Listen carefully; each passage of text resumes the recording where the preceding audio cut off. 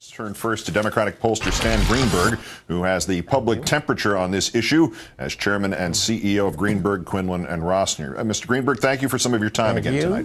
Delighted to be here. Happy to be back. You briefed the congressional Democrats about this very issue when they were debating whether or not to take it up before the elections. Recap what you told them then, if you would. Well, what I told him then was this was actually an issue in which you could run on, that actually showing who you were battling for the middle class. We actually have a mandate on this issue. We have a history on this issue. The president has drawn the line at 250,000. And elections matter. Both the election that put him there, when we had a debate on this issue, and we have, had an election now. Even in the polls we did right after this election, which we did joint polls with the Republican, Resurgent Republic, the conservative polling organization that parallels Democracy Corps of Carville and Greenberg. In that debate, we're basically an even argument on that debate. There is no reason in terms of the public. I can't speak for the Democrats in the Congress, and I can't speak for the Congress, but I can speak for the public.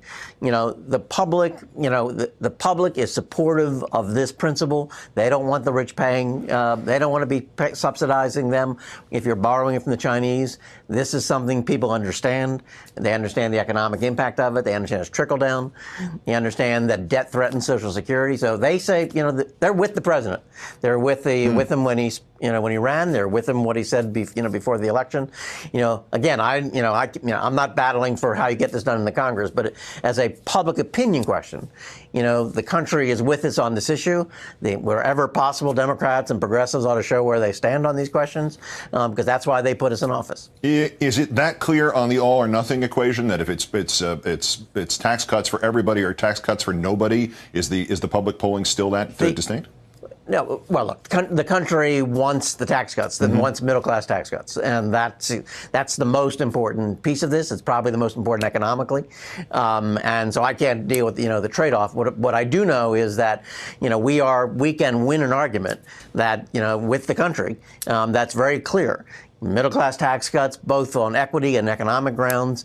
The wealthy paying their share because that's how we finance getting the debt down, and that's how we begin to get us back on track to deal with needs. And we just did a poll in which we, with Republicans, and said, do you want to do debt?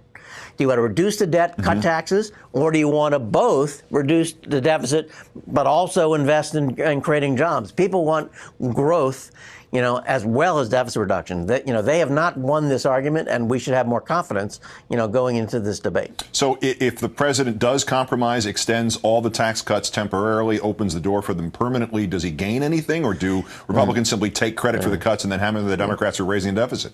Look, he's got to do, what he has to do for the economy, and I can't get in the middle of that, choice. I just know that his policy position, his principled position, and the mandate he has gives him the framework in which to join this debate, and he ought to hold as strong as possible to a position that is consistent with where he ran in 2008. As he said in that clip from 2007, the numbers don't lie.